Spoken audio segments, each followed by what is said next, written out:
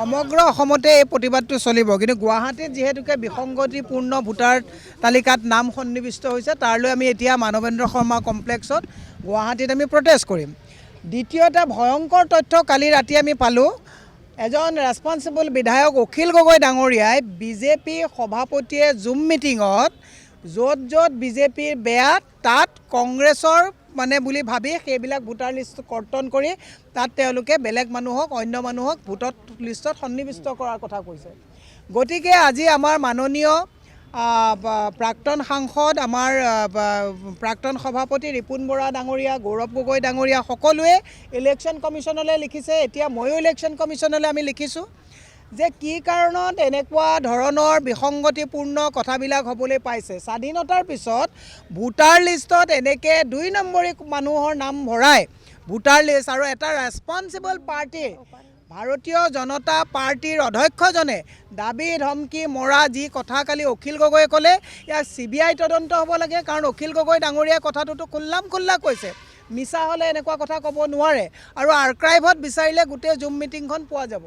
গতিকে আমি গুগললৈও আমি মেইল কৰিছোঁ যে যোৱাকালি বা পৰহি কিটো সময়ত হৈছিলে এই গোটেই কথাবিলাক মুখলৈ আহিব লাগে, আৰু এনেকুৱা অবৈধ ভোটাৰেৰে যদি নিৰ্বাচন কৰিব বিচাৰিছে তেতিয়াহ'লে এনেকুৱা নিৰ্বাচন বয়কট কৰা উচিত একচুৱেলি।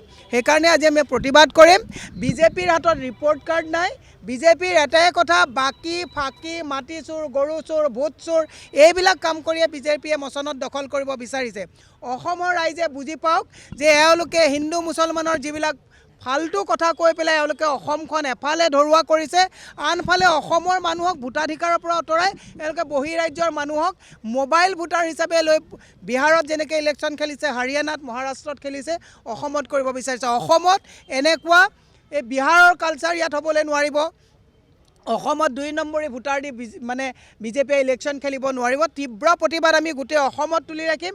আৰু অখিল গগৈ ডাঙৰীয়াই কোৱা কালি যিটো অভিযোগ, গণতন্ত্ৰ হত্যাৰ ভয়ংকৰ অভিযোগ, এই অভিযোগটোক আমি এটা কথা কৈছোঁ, CBI তদন্ত কৰিব লাগে। আৰু দিলীপ শইকীয়াই এই কথাটো কালি অখিল গগৈ ডাঙৰীয়াই কোৱাৰ পিছতো এতিয়ালৈকে কিয় প্ৰতিক্ৰিয়া দিয়া নাই, মই শুনা নাই এতিয়ালৈকে কিয় প্ৰতিক্ৰিয়া দিয়া নাই। সবকা সাথ সবকা বিকাশৰ কথা কয়, না খাওঁগা না খানে দুংগা বুলি কয়। একেবাৰে নৈতিকতাৰ কথা মুখ্যমন্ত্ৰীয়ে কয়, নৈতিকতাৰ কথা কয়। ইমান অনৈতিক কামবিলাক, য'ত ২ নম্বৰী ভোটাৰৰ কথা ইয়াত আহিছে, ইমান অনৈতিক কামবিলাক তেওঁলোকে কৰি আছে। অসমৰ ৰাইজে এওঁলোকৰ ওপৰত দৃষ্টি ৰখাটো ভাল। অন্ধভক্তসকলকো কৈছোঁ যে আপোনালোকৰো নাম কিন্তু কাটা গৈছে নেকি চাই ল'ব। যিসকল অন্ধভক্তই বহুত ট্ৰল কৰি থাকে মানুহবিলাকক, তেওঁলোকে আমাৰ সভাপতিকো বহুত কথা কয়। মই কৈছোঁ যে আমাৰ সভাপতি বা আমাৰ দলে আমাৰ এনেকুৱা ২ নম্বৰী কাম নকৰে। গতিকে তেওঁলোককো কৈছোঁ যে এইবিলাক কথা অকণমান দৃষ্টি ৰখাটো ভাল। প্ৰবল প্ৰতিবাদ হ'ব। এইটো প্ৰতিবাদ আমি ইলেকশ্যনত হাৰিব জিকিব এইটো পাব্লিক উইল ডিচাইড, এইটো পাব্লিকে জনমত দিব। কিন্তু তেওঁলোকে জিকিবৰ কাৰণে মানুহক ভোট দিয়াৰ অধিকাৰৰ পৰা নাইকিয়া কৰিব। এইটো মোৰ মাৰ আজি তাৰিখত মই ভোটাৰ লিষ্টত নাম আনিব পৰা নাই। বাৰেপতি দিওঁ, বাৰেপতি ৰিজেক্ট কৰে। মোৰ মাৰ যদি নাম মই ভোটাৰ লিষ্টত আনিবলৈ অক্ষম হৈছোঁ, তেতিয়াহ'লে ইলেকশ্যন কমিশ্যনে কেনেকুৱা ধৰণৰ ৰিভিজন চলাই আছে এইটো। সেইকাৰণে মই কৈছোঁ যে আমি এতিয়া প্ৰতিবাদ গঢ়ি তুলিম। আমাৰ যিটো আন্দোলন হ'ব, এই আন্দোলনটো আপোনালোকেও প্ৰচাৰ কৰাটো জৰুৰী। কাৰণ এই আন্দোলনটো যদি আপোনালোকে প্ৰচাৰ নকৰে মানুহে গম নাপাব। গতিকে সকলোকে ভোটাৰ লিষ্টত নিজৰ নাম নিৰীক্ষণ কৰি আপোনাৰ জেগাত কোনোবা নতুন ভোটাৰ সোমাইছে নেকি এই কথাবিলাক নিৰীক্ষণ কৰিবৰ কাৰণে আহ্বান জনাইছোঁ।